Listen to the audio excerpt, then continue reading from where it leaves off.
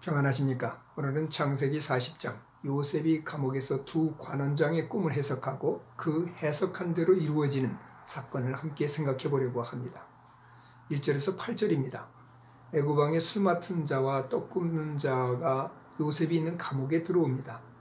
왕의 술 맡은 사람은 그저 술시중을 드는 사람이 아니라 왕의 곁에서 왕의 기분을 살피고 왕과 대화를 나누며 기분을 풀어주는 조력자 역할을 하는 그런 아주 중요한 사람이었습니다.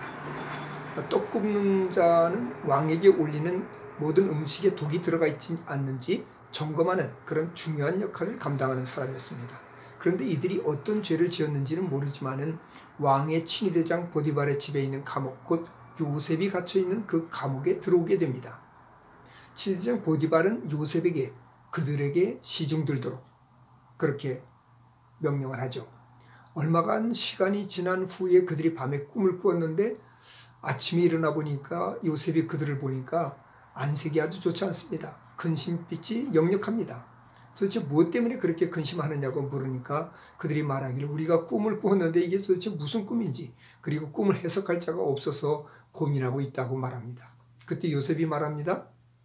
꿈은, 해석은 하나님께 있으니 내게 말하라. 내가 그 꿈을 해석해 주겠다는 거죠. 9절에서 23절입니다. 술 맡은 관원장이 먼저 요셉에게 내가 꿈을 꿨는데 꿈에 내 앞에 포도나무가 있는데 그 나무에 세 가지가 있고 싹이 나서 꽃이 피고 포도송이가 익었고 내가 포도를 따서 그 즙을 바로의 잔에 짜가지고 바로 왕에게 드렸다.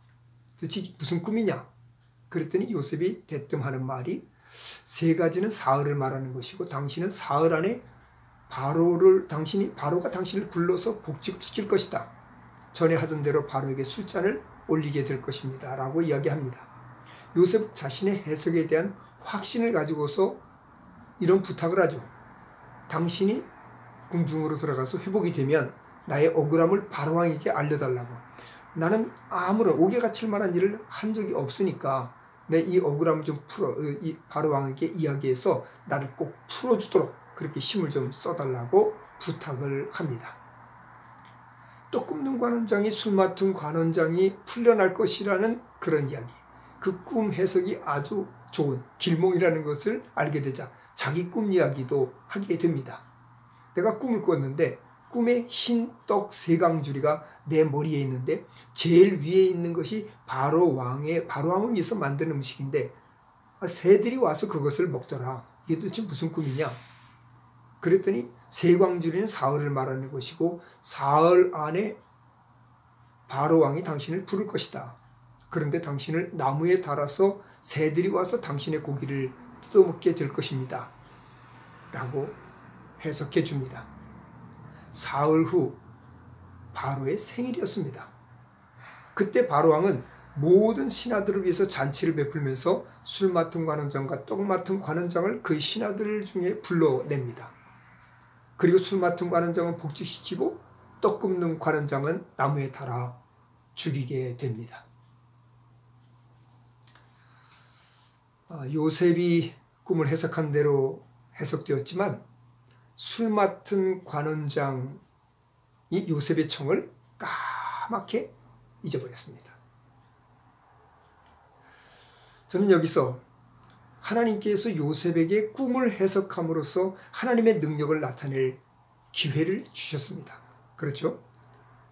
그 해석은 정확하게 맞았습니다. 그런데 술 맡은 관원장에게 부탁했던 자기를 좀 구해달라는 그 청탁을 잊어버리고 말았습니다. 해석하는 것은 하나님께 달려있듯이 요셉이 풀려나는 것도 역시 하나님께 달려 있습니다. 내가 원하는 대로 되는 것이 아니라 하나님이 원하시는 대로, 내 방법대로가 아니라 하나님의 방법대로, 내가 정한 시간이 아니라 하나님이 정한 시간에 하나님이 하시는 것입니다. 그렇기 때문에 우리들이 계획을 세웠다 할지라도 그 계획을 이루어 가시는 분은 하나님이심을 알고 기다리면서, 하나님이 하실 일을 기다리면서 반드시 하나님께서 내 기도를 들으실 것이다. 반드시 하나님께서 선한 길로 인도하실 것이다. 그런 확신을 가지고 오늘도 기쁨과 감사함으로 살아가는 복된 날이 되기를 간절히 바랍니다.